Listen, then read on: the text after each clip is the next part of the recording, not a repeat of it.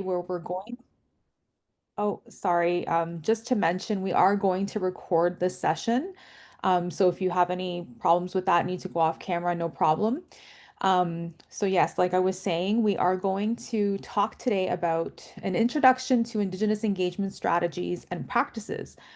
And we have a great panel put together. We're going to hear from them for about 45 minutes of this webinar, and then at the end, we'll have an opportunity to have some questions from our audience and engage with the panelists that are here today. So keep that in mind as if you hear something that you want to learn more about or you want them to provide a little bit more information, feel free when the time comes to ask your questions. All right, so before we get started, oh, sorry. Now my presentation, there we go. So I want to get started by doing a welcome and land acknowledgement. So Luminary acknowledges that we are gathering from many Indigenous territories from across Turtle Island. I today am joining you from the unceded, unsurrendered territory of the Algonquin Anishinaabe here in Ottawa. And I'd like to invite each of you to learn about whose land you're on joining us from and to share that in the chat. Like I said, if you're comfortable, we'd be so happy to hear where our group is coming from.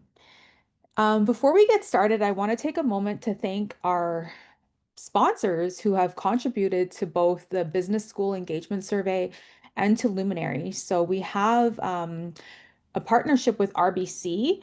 They have come in and provided some funding to help get a couple of our programs off the ground. So we're really grateful for their contribution.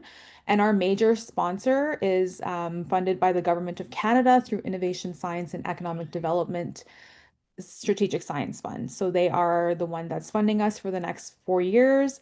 And without them, we wouldn't be here. So thank you for them for their great support. Now I will introduce our panelists. So I have with me here today Dean Mike Smith.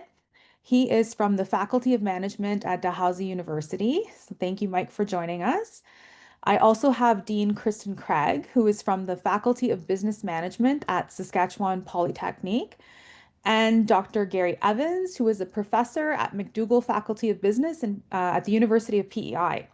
So we have some East Coast and some Central locate people with us. So excited to hear about, what you've learned and what you've engaged with, from across the country.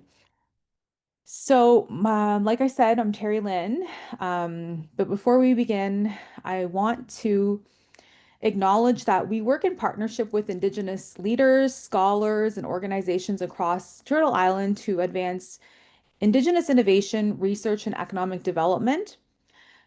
Um, Luminary is proudly supported by the Government of Canada. I already said that, so we're going to get right into it. Um, so I want to talk a little bit about the Indigenous engagement survey that we did. This has been something that we initiated with universities from across the country, colleges and polytechniques.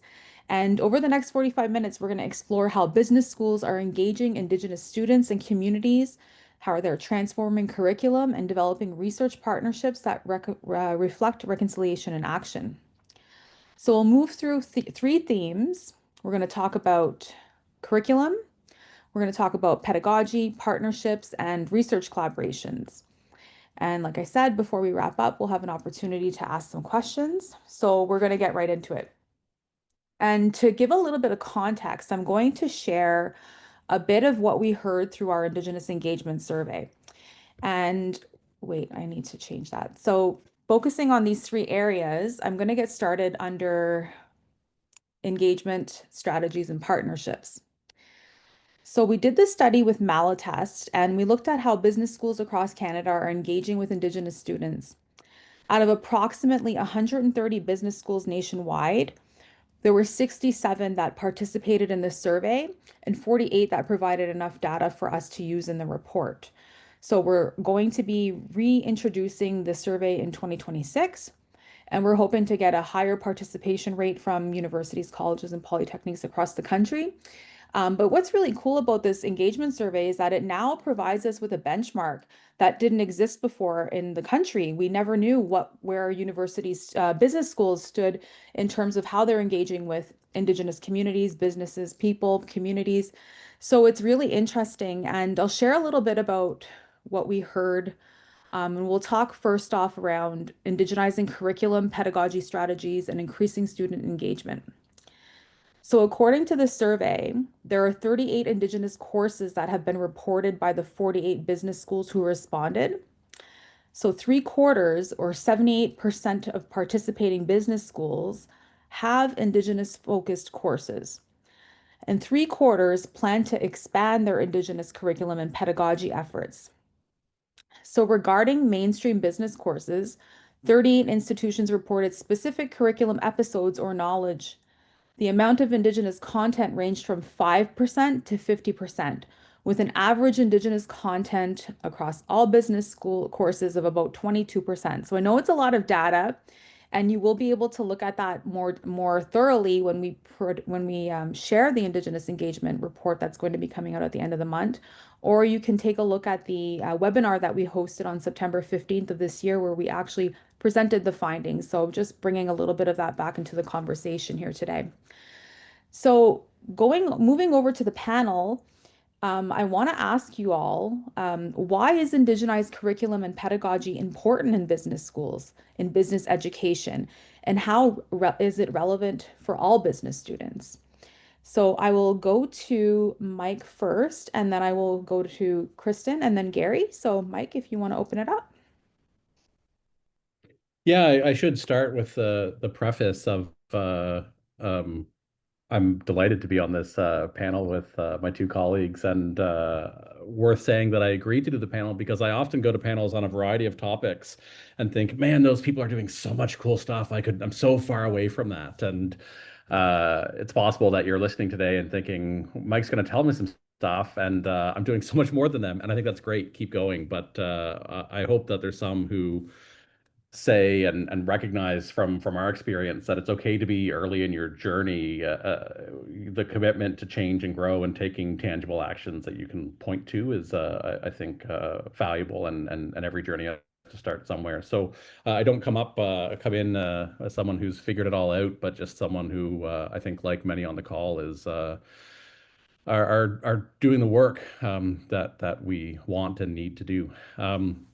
So to the question, I think there's moral and ethical reasons, and we focus on those very often in terms of where we are and the lands that we're on. I think there's also some practical reasons, right? That a different perspective on capitalism resonates with students of today, and it's quite relevant. So I'll emphasize that obviously the moral and ethical pieces land for us, but the practical pieces are also resonate with our students. Wonderful. All right, Kristen, do you want to weigh in on that? Sure. Thanks, Terry Lynn. And, much like Mike, I feel, I'm very honored to be here. I don't consider myself an expert. I think we continue to learn from each other, and that is the importance of having a forum like this to be able to learn from each other and to grow. When I think about business education, having come from a business background, the piece that was missing for me is the way that I learned was very much in that westernized culture. And so, as we continue to build our graduates to move into the workforce from our business programs, really what we're doing is, we're building future leaders, and they are going to span so many industries, from healthcare to agriculture to technology. And so I just think of the impact that our graduates will have on those industries. And so, ensuring that we have the Indigenous curriculum and that exposure to the pedagogies for business students really, I think, allows them to open their mind up to something that's other than that westernized business perspective, which you would see in, those traditional textbooks. So really that exposure, I think, helps them think differently. It helps them think about how they're building relationships and the importance of those relationships. And then, from that ethical and that moral standpoint, just thinking about the different social environments that they're going to have to navigate.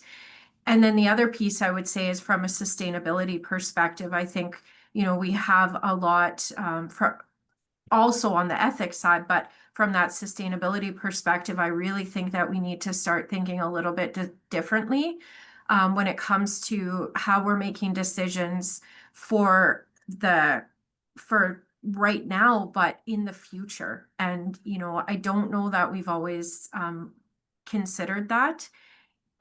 So yeah, I think for many reasons, it's important and very relevant for all of our business students. Absolutely. Gary, over to you.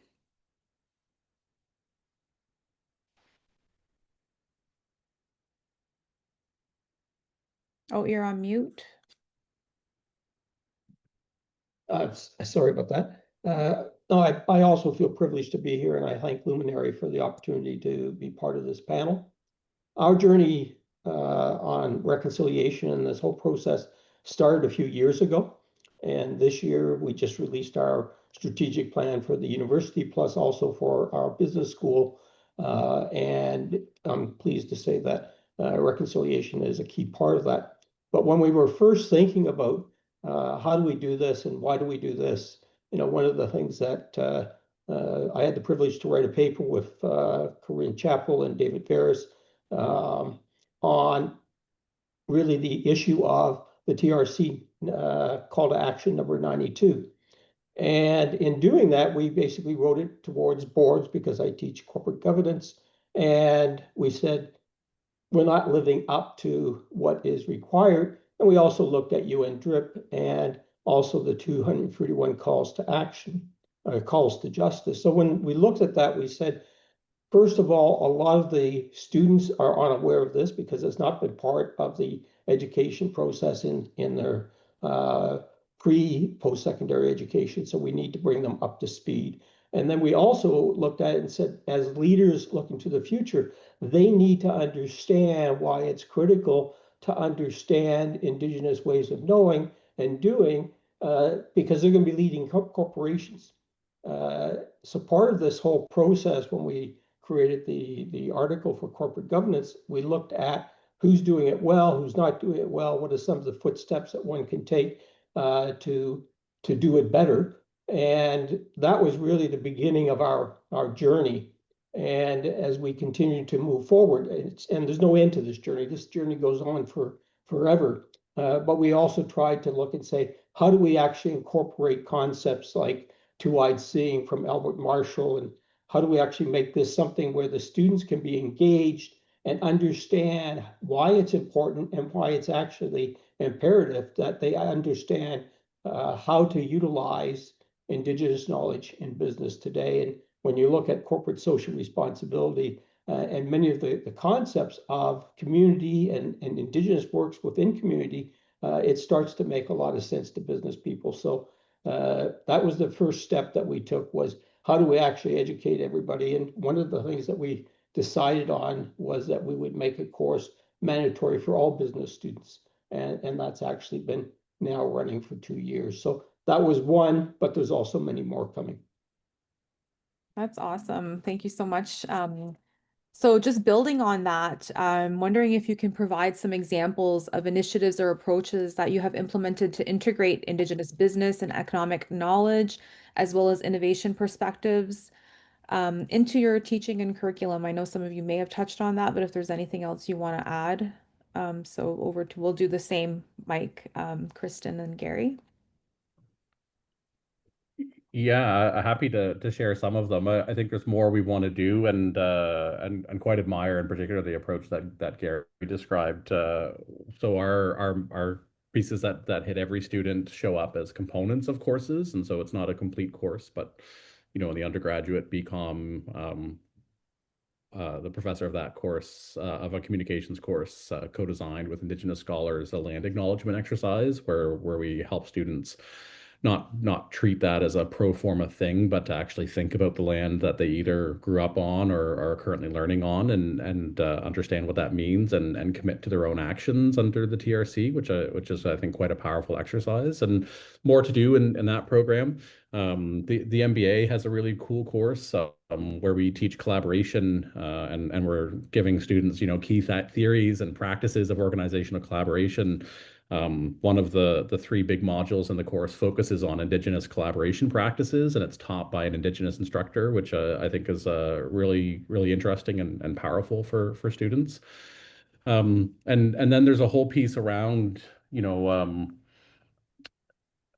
how you connect in knowledge, and we are fortunate to have Indigenous students, and what we've heard in some of our conversations with Indigenous students in our programs is they don't see themselves there, and so we're doing a couple of things just to help with that. And one of them is we just put out a call if you know any amazing artists for a new signature piece to hang in the entryway to the building for an Indigenous artist to design something for that space. And I think that's going to be some of these things are symbolic, but I think symbols matter in that we want people to feel welcome, and to know that we see and value that. And in terms of encouraging those students to speak up in class and share a perspective, we're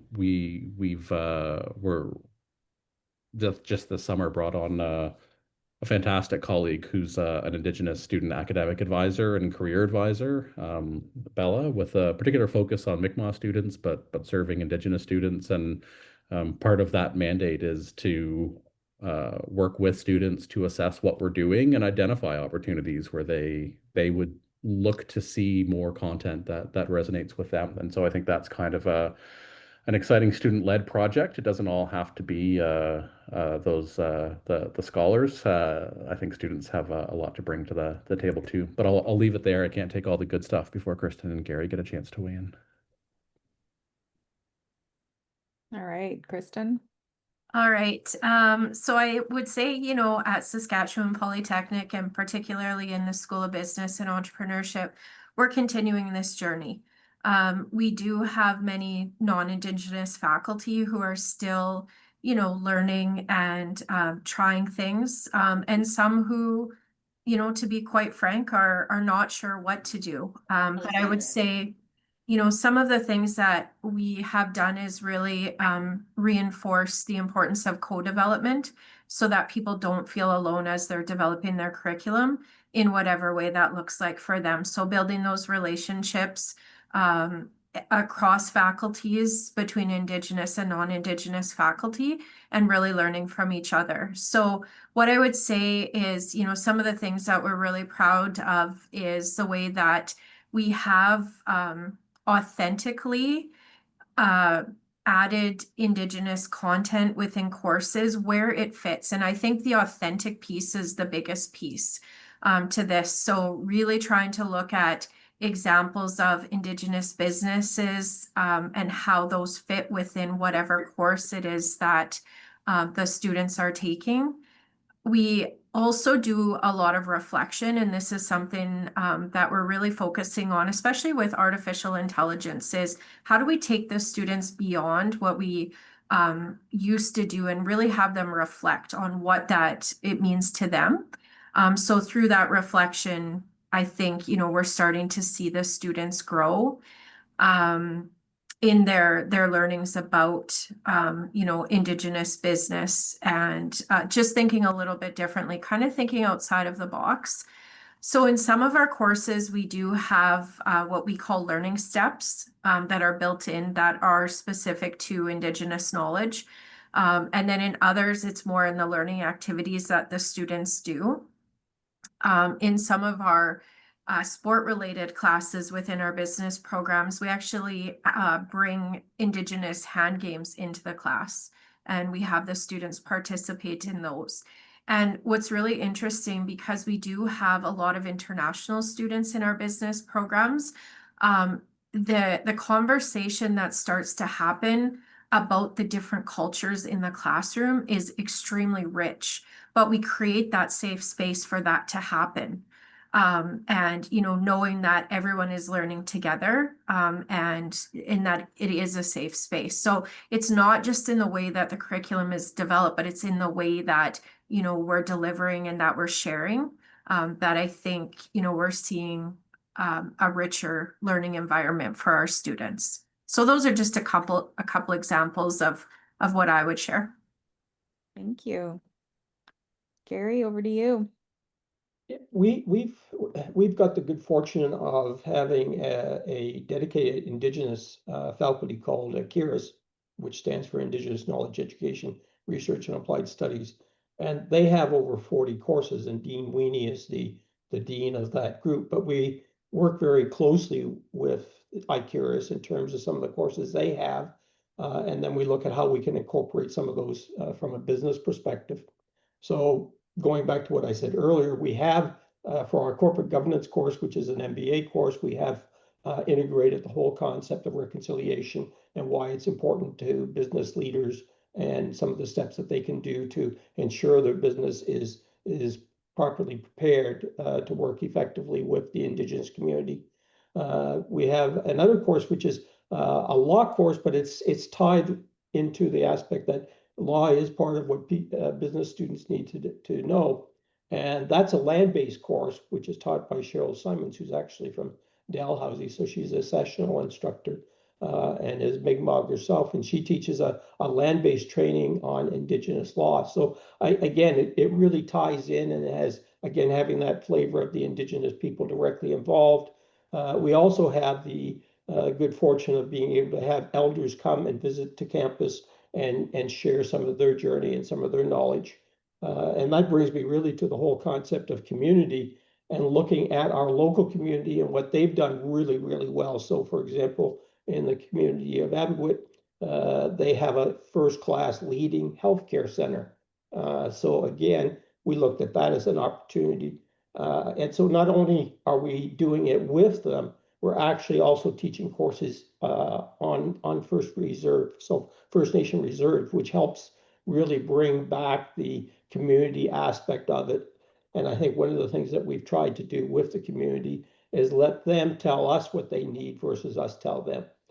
So we're really kind of leading by listening to what they want. And the last example I give is really the whole issue of climate change. And that's being developed both with IKIRIS as well as community and the provincial and federal government. So that's an area in its own right that we've been taking a very close look at.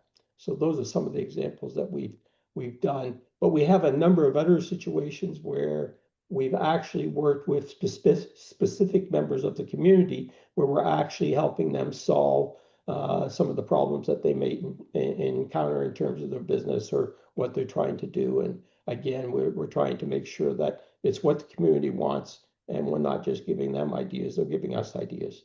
And we're also looking at them as being best in class. So when I talk about the healthcare, we didn't do that.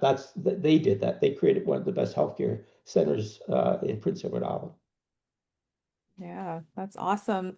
I know you guys mentioned Mi'kmaq twice, more than once now so far, and being a Mi'kmaq girl from the East Coast, it just it makes me so proud to see that, how they're so involved in terms of partnerships and kind of leading into the next topic that I want to talk to you all about, and that is partnerships and knowledge networks. So in the survey, we noted that there's just a handful of active partnerships between business schools and Indigenous economic organizations.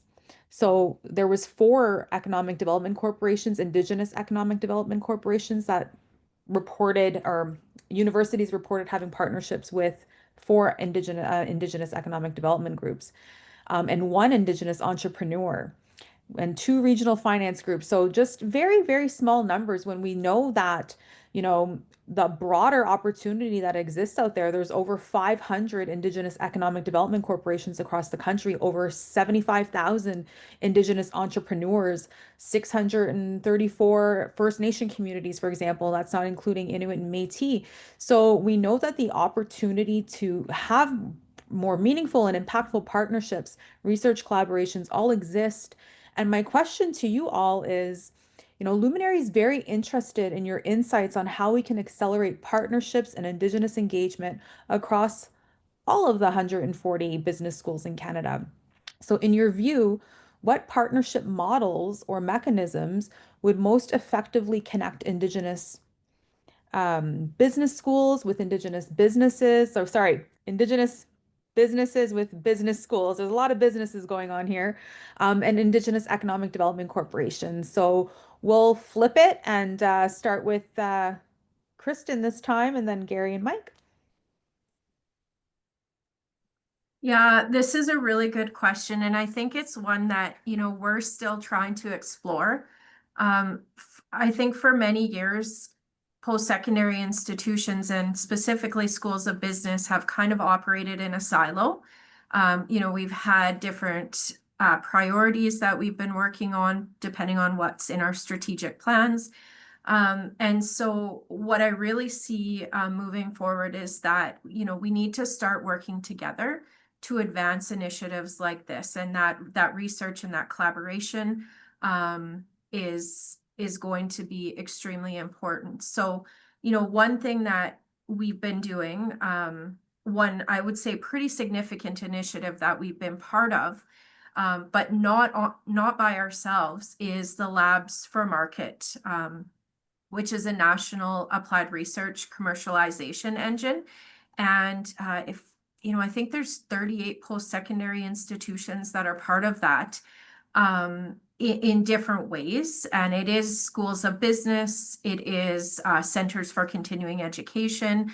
But really, when you bring all of that knowledge together, I think that's how you start to build the network and to advance things on a much deeper level than we're able to do by ourselves. So specifically with that one, there is 3 Indigenous entrepreneurship hubs, which I think will be extremely important. Those happen to be in the prairie provinces, Saskatchewan being one of them. So, that opportunity for us at Saskatchewan Polytechnic to be able to advance and support Indigenous entrepreneurship is going to be really, really important.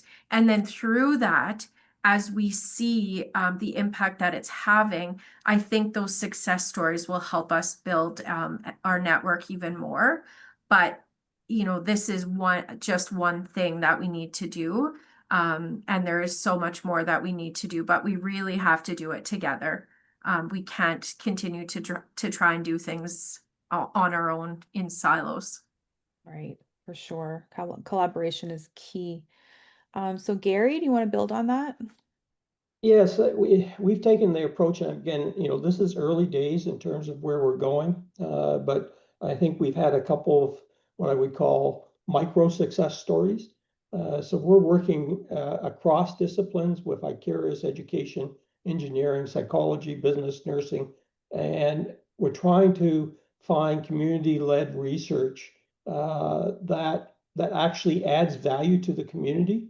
And this is coming from we have a number of Indigenous faculty members that are finishing or in the research stage of their PhD. So we're actually looking at how can we work together to help them, obviously, in their research for their PhD, but also how that works and supports community. So like I said, it's early days. We're doing a number of different things. There have been specific projects where we've worked with engineering and psychology on specific platforms that they were trying to do within a community. But one of the challenges, and I'll be candid, one of the challenges that we do have is just resources. We only have so many Indigenous faculty at the university, and while we would love to have them on every single project and virtually involved in everything that we do, there is a limit to the amount of time that they actually have. And I think the final point I would make, as far as one of the things that, from at least a learning point of view, from my perspective, is what we did successfully is make sure that the Indigenous faculty always have a voice at the table. So we've got, for example, Dean Weenie, who's at the dean level, so she's got that voice. We've got Indigenous faculty members, so they're part of the FA. We've got senior management. We got Corinne Chappell, who's the advisor to the president. And we also got Carrie, who's who's on the board of directors, and she's Mi'kmaq from Epwood First Nation. So we have a number of different voices at the table, and that's really important because many times the community to be involved, they have to be part of that. And I think one of the things that's currently, it's still in development, so I don't want to preempt it, but I believe Corinne is developing an Indigenous circle of the local community leaders to help guide us in terms of some of the things that we need to do to build those links. And the last point I made is how important it is for us to start developing deeper relationships with the economic development officers in the local bands so that we can work with them both on reserve and off reserve to show that we can actually add some value to their perspective in terms of some of the things they're trying to accomplish. Again, this journey doesn't end, and with AI and all the new things that are coming with that, again, this is where we can combine a lot of the concepts of two-eyed seeing, etc. So early days, we still got tons and tons to do, but at least we have now, I think, a proper focus on it with the right people at the leadership table and making sure that everybody's got a voice. That's great. Mike? Yeah, I echo the doing it together piece, and one thing that we and the resources piece and our Indigenous faculty who share with me that it's a lot to maintain their connection with community while also trying to bridge two worlds that at times can feel quite different, and so we're very conscious, like Gary said, to not overload those folks, but also want to make sure that they're at the table, and so it's a tough balance there on.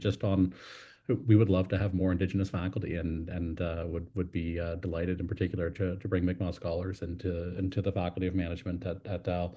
The great Sherry Pictou is here as a Canada Research Chair in Indigenous Governance, and the work that she's done already is just amazing, and we're eager to do more of it. Uh, the piece about together is I think important because one thing I hear from First Nations in this province is consultation fatigue, and if every Atlantic business school starts showing up and saying we're here to talk, I think it's going to be a lot, and so events like the ones that Luminary runs. So in August of last year, Luminary with the Faculty of Management at Dal hosted the Atlantic Business School Forum Advancing Indigenous Business Innovation. And what was fantastic about that was meeting Gary, first of all, but also bringing together a lot of people from different schools and then some key folks from the who are passionate about the Indigenous innovation agenda, and including some folks from First Nations in the province. And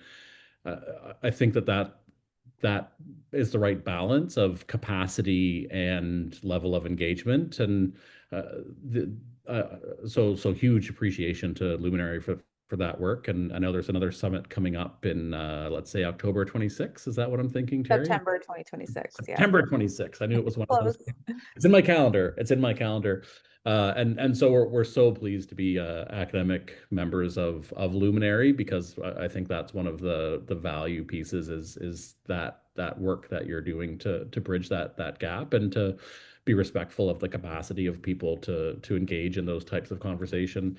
And then the other challenge, and I think the survey asked about business school partnerships, and I think those are on the lighter side, but lots of our individual faculty member have really strong relationships with a broad variety of First Nations and economic organizations, and the relationships are very often personal and not structural, and so finding that balance is something I think we're still trying to sort out ourselves, and people quite rightly don't want to translate personal relationships into structural organizational relationships, and I don't want that to ask that of them, but that you do want something that persists past an individual project or an individual piece. So lots to do there, but a not very subtle plug for Luminary. I'm not being paid by them. There's no commission, just an appreciation for the work you're doing. Thank you, Mike. Really appreciate that. And so happy to have you and Dalhousie on our academic membership program. And I'll touch a little bit upon that towards the end. So I want to bring us over to research. So multidisciplinary and applied research collaborations.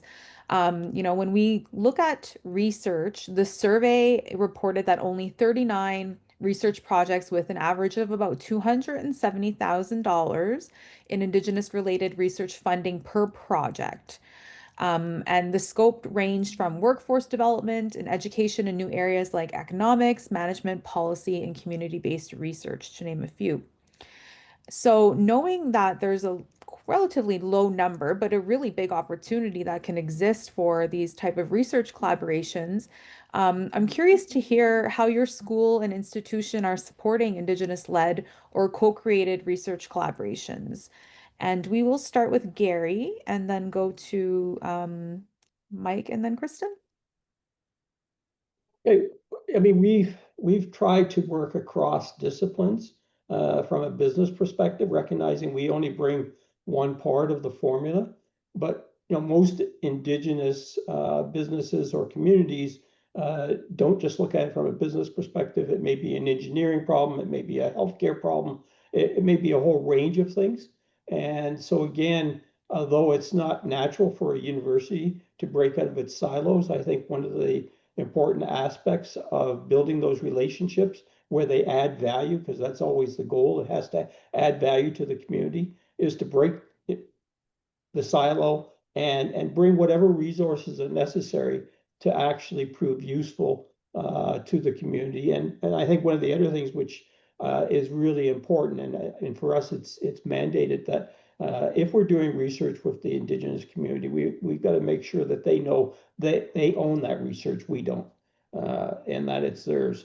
So we try to stay within all the proper parameters, but I think this is always a learning process, and we are learning from the Indigenous community, and hopefully they're also learning from us. But it is a ongoing development, and it's really I think important from our perspective. We do have, and I really appreciate everything Luminary has done, has been providing us with examples of how to succeed, how to actually do things, and bringing the right information to the table at the right time. So again, with Mike, I really shout out that Luminary has been a big part of the way we think and the way we're trying to do things. So thank you very much. And I also don't get any commissions, so we are doing this totally. Glad you guys make that No, clear. no payment at all. Heartfelt thank you, though. Very much appreciated. So Kristen? Thanks. And I struggle with this one because much like what Gary said, a lot of the research that's happening is not within the Faculty of Business and Management. It often stems from things within healthcare or engineering. And so, what we do is we try to look where do we fit within this? And quite often there isn't a fit for us in that. So, we can celebrate the successes of the other faculties within our institution, and, we can try and build relationships. But, I think that's something that we're still exploring, and, we're trying to figure out where do we fit. So that piece, and as I thought about this question, I think it's one that we're still trying to figure out. Certainly, when it comes to the individual level, like Mike talked about, there's those personal relationships. And I do think, for individual faculty, they are working on projects, but they're not to the same magnitude that, we would hope that they would eventually get to. So there are often things that they're doing, but we don't even always know about them. And so I wouldn't say that it's necessarily applied research, but more work integrated learning that the students and an individual faculty member are doing with an Indigenous business or an Indigenous community on a small scale. And we haven't figured out how to get them to share all of that that's happening. And that's something that, we're going to continue to work on. But the applied research one is one that I think there's still more work that we need to do. And one that, I think as, we are part of the Luminary academic membership as well. That's something that we hope that we can learn more about in being part of this membership and having these conversations is how can we learn from each other, and perhaps eventually work together on this type of applied research. For sure. Yeah, it sounds like this space that we're creating through Luminary is something that's really timely in terms of where business schools are at across the country and how, relationships with Indigenous communities and people are shifting.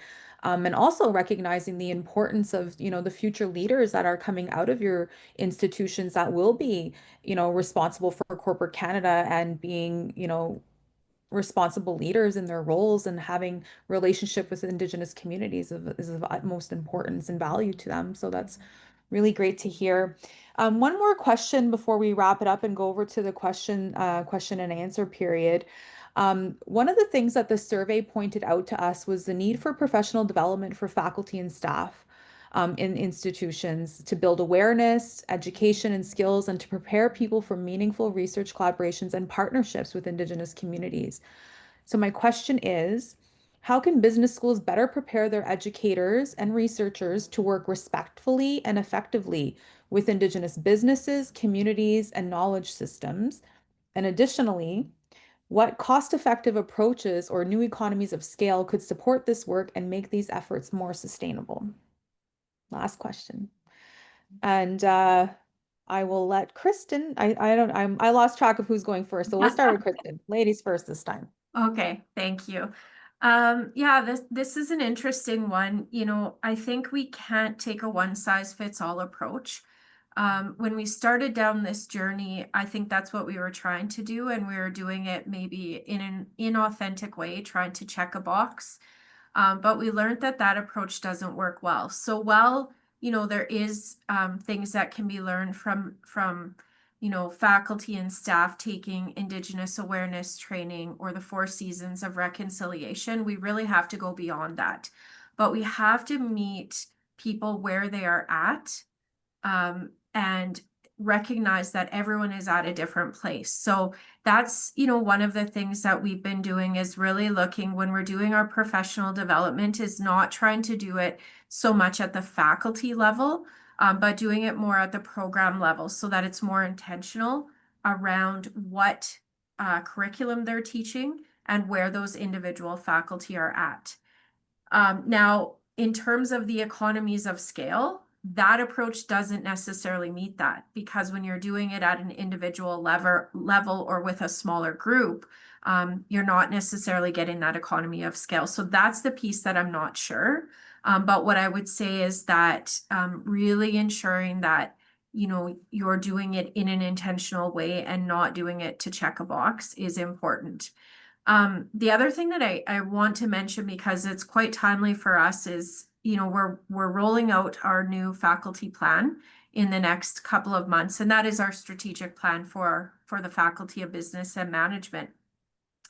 And we have, as we went through that engagement process with Indigenous business leaders, as well as our Indigenous faculty, staff, and students, we ensured that that is built into the plan. So it shows our commitment, because if we're not showing our commitment to those within our teams, I don't think that we're going to get as much buy-in. So we really have to demonstrate that we are walking the talk, and this is important.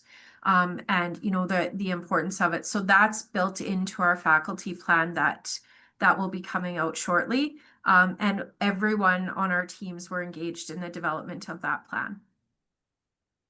Amazing.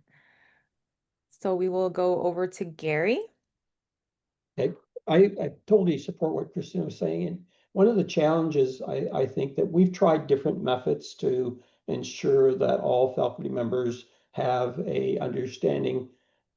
But the challenge is it is different for every individual, and we have to be looking at and saying, well, how do we ensure, one, there's a base level of knowledge, but then how do we actually explain all the additional things that we also need to know and learn, and what resources to reach out to. And again, we run into this constant limitation of resources. And I mean, one of the things that I think would be very positive outcome as we look forward to what we've done historically in terms of what Luminary did in Phoenix, et cetera, is to bring these business schools together where we can actually start looking at having projects that are not just across disciplines within our own university, but are actually projects that are cross universities. And I've had the good pleasure of doing a couple of projects where we had Queens involved, a number of other universities involved, and it's a totally different level of what you can accomplish when you have that joint type thing. We're not there yet. We still have some ways to go, and I'm hoping that this platform will lead us in that direction where we can find out how can we work more effectively together. Because I look around and I see wonderful resources at Dalhousie and all the universities in Saskatoon, and I say, well, how can we reach and do things together? Because each one of us are bringing different strengths to the table. So hopefully, as we develop, we're going to find better ways of doing it. Like I said, this is a learning process, so we're all learning at the same time. Absolutely. All right, Mike, over to you. Yeah, I think the collaboration piece is important to that economy of scale, sustainable effort piece, and doing it in a way, we don't want to take a pan-Indigenous approach, but I can throw a rock and hit St. Mary's University from my office, and I sometimes do, and um, working together with them on some of this, and working with our colleagues at UPEI, where there's certainly a lot of similarity in terms of the lands that we're on, and it would get us a lot of the way there, and then bring that specific place-based piece in, that might be unique to each institution. I think there's a lot of value in that, and I'm excited at Dow. There's a new position of Vice Provost Indigenous Relations, John Sillaboy, from Millbrook Mi'kmaq community, who's I think a fantastic addition to the university, and that he's both supportive and wanting to see us do well, and also ready to call us on when we're not doing something right. And I think that type of resource and connection and bridge to the community is really valuable. And I'm excited for this chapter. And we've already had some incredibly invaluable conversations. And I think a set of um, examples or best practices, like what are of the however many courses you identified that are across the country, what do those courses look like? And I fully believe in borrowing good ideas from people who are smarter than I am, and saying, what would this look like in this context? What would this look like on the unceded lands of the Mi'kmaq, and instead of how it looks in Saskatchewan, and I think that would be quite valuable, and do that kind of drawing inspiration from best practice sharing. I've already made notes from things Kristen and Gary have said to say, oh, I can absolutely steal that idea. That's fantastic. And it's not stealing, it's just effective collaboration. For sure. We're all here to share and learn today. So thank you all so much for participating and for sharing. We are going to open it up for a couple of quick questions before we wrap up. We have a few minutes. So if anybody has any questions, just raise your hand, come off camera, unmute. I open the floor. Or drop it in the chat if you don't want to get off camera or get on camera and talk to us. That's totally acceptable as well. I can't see the chat though, so if there's anything in there, maybe Morgan or somebody can let me know. Nothing While yet. there's nothing there? Not yet. Okay. So while we're waiting, and still take some time, we have 9 minutes. So if something comes up, please feel free to speak. But I will just share a couple of things that are coming up. So you heard the panel here today talk about the Luminary Academic Membership Program. So that is something that we've launched later this fall, earlier this fall. I don't even know what season it is half the time, September-ish. we launched it, and we have 10 academic Luminary academic members so far. We're looking to grow that number, and what it is a network of business schools, leaders in the space that want to come together and to work and collaborate, like exactly what the panel is talking about, and share best practices and do projects together, like whether it's in like looking at indigenizing curriculum and how we can bring that straight across, the country, and all of these great things. So it's on our website. The QR code will take you there. If not, it's luminary.works. Please feel free to go and take a look at it. If it's something you're interested in, reach out. We'll be happy to set up a time to talk to you about it and walk you through it. We are offering 50% off, and we have even better deals if you really are serious about it. So please, again, talk to us if you want. We're also going to be hosting the Indigenous Innovation Summit with the McGill University at Desautels Faculty of Management. That's going to take place September 22nd to the 24th of next year. So put that on your calendar if it's something that's of interest to you. We will be sharing more information about the program in the coming weeks, and you can always get that information on our website or on LinkedIn. Luminary Network is our group, our tagline on LinkedIn. So please follow us there. We're always excited when our numbers grow. Our next webinar, the last one of 2025, is going to take place on December 17th.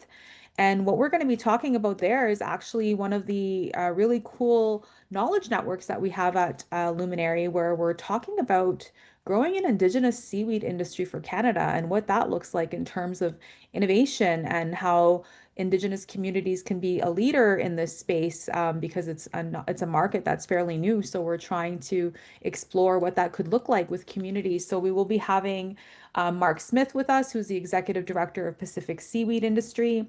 We have Rihanna Nigel, who is from the North Island College. And then we have Desiree Lawson, who's the Executive Director from the Health Climate Action Team in Bella Bella, BC.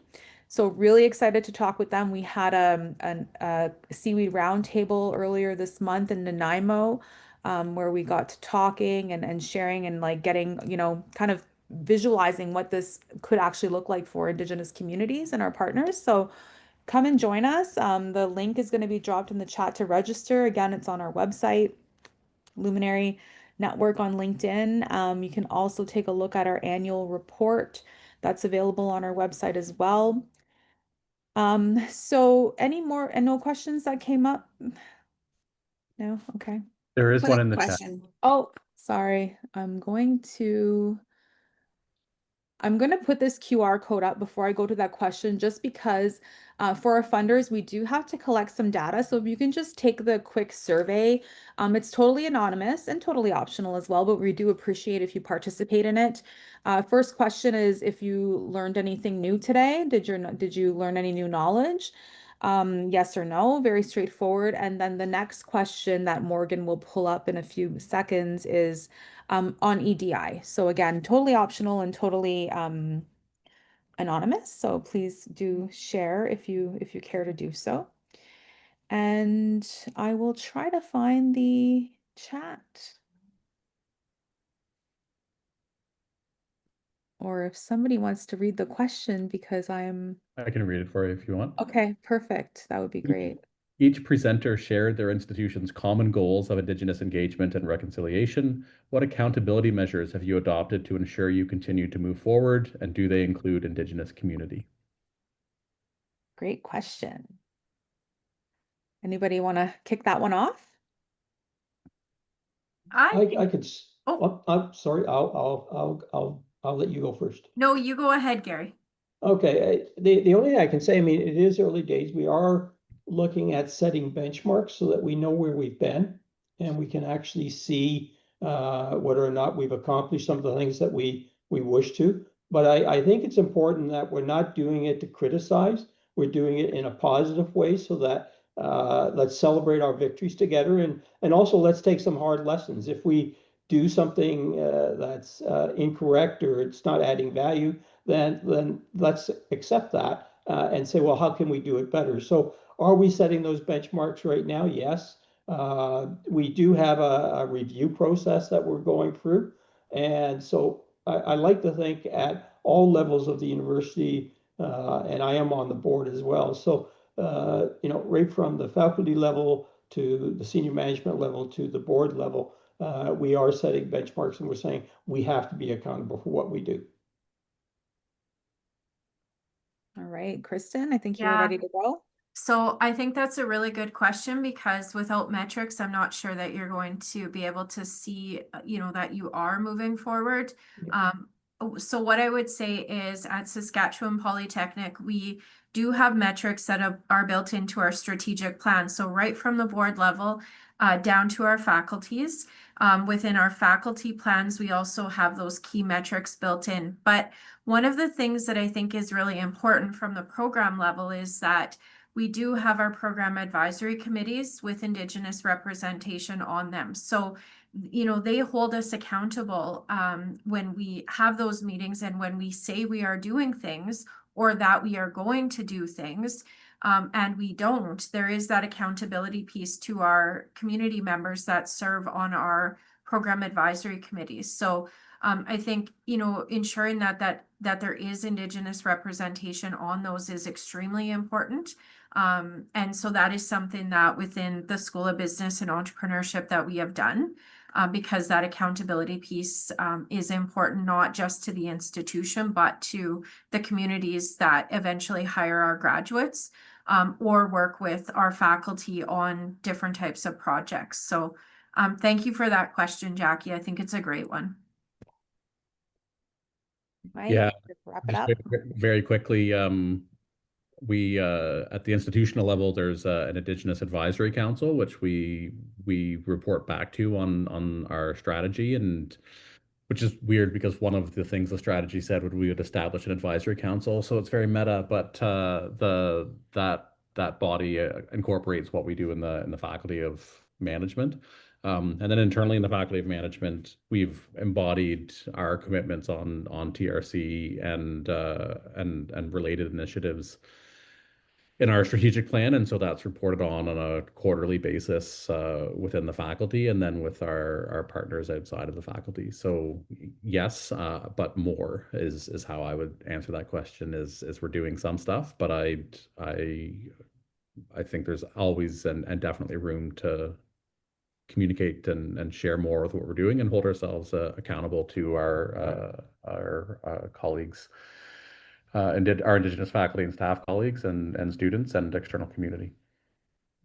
Incredible. Everybody, thank you so much. I'll give you a round of applause. You did a fantastic job. Thank you to the audience for taking time to join us today. We hope to see you next month as we wrap up 2025 and can't wait to reconnect in the new year and keep on doing this great work. So thank you so much and have a fantastic afternoon. Bye. Bye. Thank you. Thank you.